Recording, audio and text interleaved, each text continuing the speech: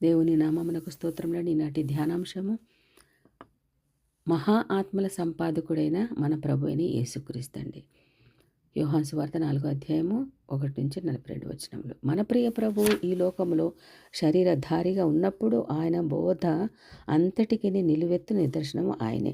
ఉదాహరణకు ఆయన శిష్యుల్ని ఆత్మల సంపాదకులుగా ఉండమని ఆజ్ఞాపించారు. మత్తయి సువార్త 28వ అధ్యాయం 19వ గమనించగలిగితే ఆయనే మహా ఆత్మల సంపాదకుడు. లూకా సువార్త 19వ అధ్యాయం 10వ కూడా మనం చూడగలమండి. నన్ను వెంబడించండి అని ఆయన చెప్పాడంటే దాని అర్థం తన ఆదర్శమును పాటించమని. మొత్తం మీద ఆయన చెబుతున్నది ఏమంటే ఆత్మల సంపాదకుడిగా నన్ను చూచి నా ఆదర్శాన్ని అనుసరించండి. గొప్ప శ్రమానుభవములోనే కాదు, ఆత్మ సంపాదనలో మనకు ఆయన గొప్ప ఆదర్శం.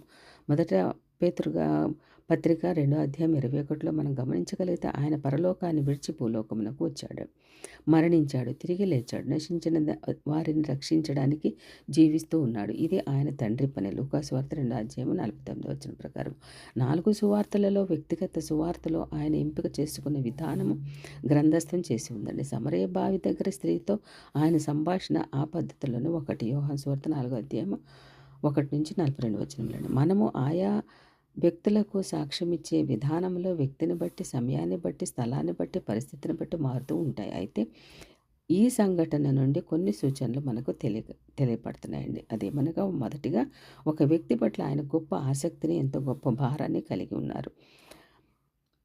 ఈ సందర్భంలో ఒకే ఒక వ్యక్తిని రక్షించడానికి ప్రభు పూనుకున్నాడు. ఆయన తరచూ ఒక వ్యక్తితోనే మాట్లాడేవాడు. మత్తయి సువార్తలో ప్రభువు వ్యక్తిగత సంభాషణ 16 ఉన్నాయండి. యోహాను సువార్తలో 17 గ్రంథస్థం చేసి ఉన్నాయి. ఒక్క ఆత్మ ఎంత గొప్ప విలువైనదో కదండి. లూకా సువార్త 15వ అధ్యాయంలో తప్పిపోయిన ఒక గొర్రె, ఒక వెండి నాణెము, ఒక కుమారుని గురించి చదవగలుగుతాము. మార్కు సువార్త 8వ అధ్యాయము 36-37 నశించిన ఒక్క ఆత్మ విలువ నొక్కి చెబుతుంది. ఒక్క విషయము మనము మనసులో ఉంచుకోవాలండి. ఏమనగా మనము ఎవరికైతే సువార్త చెప్పి రక్షణలోనికి నడిపించాలని ప్రయత్నం చేస్తూ ఉంటామో ఆ వ్యక్తి గొప్ప ఆత్మల రక్షకుడు కావచ్చు.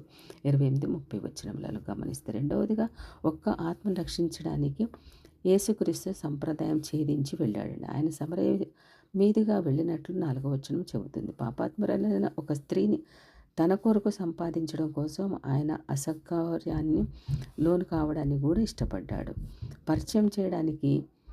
పరిచర్య చేయడానికి కూడా దేవుడు మనకు ఎన్నో అవకాశాలు ఇస్తూ ఉండినా మన పనిపాటలలో తనములకలైపోయినప్పటికీ కూడా మన చుట్టూ నశించిన వారిని విస్మరించి దాటిపోకుండా ఉండాలండి. లూకా సువార్త 10వ అధ్యాయం 31-32 ఆయన గొప్ప భారంతో అత్యవసర స్థితిలో పనిచేశారండి. ఆయన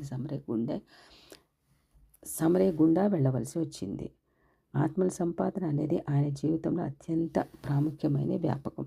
యోహాను సువార్త 3వ అధ్యాయం 14 యోహాను సువార్త 4వ అధ్యాయం 4 9వ అధ్యాయం 4 2వ అధ్యాయం 32-33 లేఖన భాగములతో మనం గమనించగలమండి. తండ్రి చిత్తం నెరవేర్చడయ్యే ఆయన అన్నపానములు. యోహాను సువార్త 4వ అధ్యాయం 31-34 అది తన తండ్రి సంకల్పం కూడా మన జీవితాల్లో అలాంటి భారము, ఒత్తిడి ఉన్నదా?